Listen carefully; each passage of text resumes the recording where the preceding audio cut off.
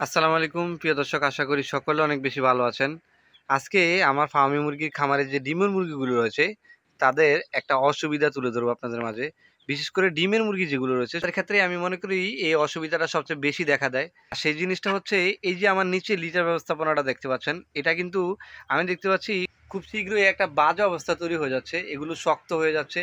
এর কারণও আমি বুঝতে পারছি, কারণ হচ্ছে এই মুরগিগুলো এখন বড় হয়েছে যথেষ্ট পরিমাণ। তাদের যে মলগুলো রয়েছে সেই মলগুলো অতিরিক্ত মাত্রায় পাতলা হওয়ার কারণে কিন্তু এই জিনিসটা ঘটছে। তো এটাকে আমরা পাতলা পায়খানা বলে থাকি, সেটার জন্য আমি ওষুধ ব্যবহার করছি। আমার কাছে মনে হচ্ছে এটা অসুবিধা, তাই আপনাদের সাথে শেয়ার করলাম। আজকের ভিডিওটা মূলত আমি আমার খামারে যে মুরগিগুলো রয়েছে, আমি প্রথম অবস্থা থেকে যখন এই মুরগিগুলো ডিমে আসছিল তখন একটা হিসেব দিয়েছিলাম যে সারা মাসে আমি তাদের কাছ থেকে কী পরিমাণ ডিম পেয়েছি বা আমার কী পরিমাণ খাদ্য অপচয় হয়েছে, সেরকম একটা হিসাব কিন্তু আমি আপনাদের মাঝে তুলে ধরেছিলাম। তো তখন আমার ডিমের পার্সেন্টেজটা ওইভাবে ছিল না।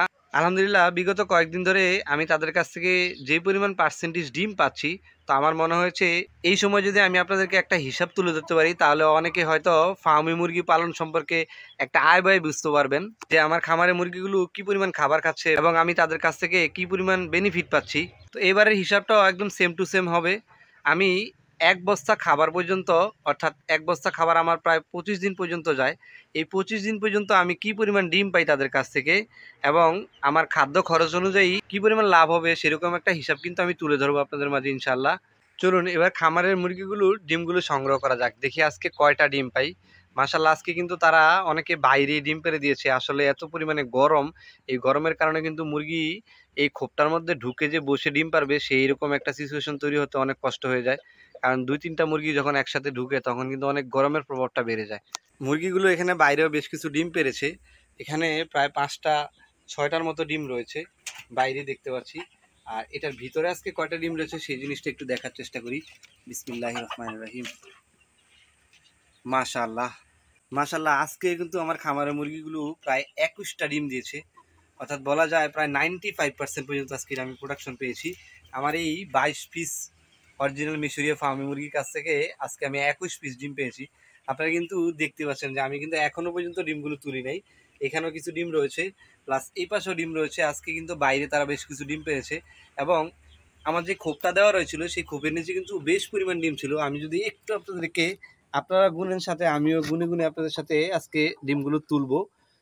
2টা 4টা 6টা 8টা 10টা 12টা 14 15 16 17 18 20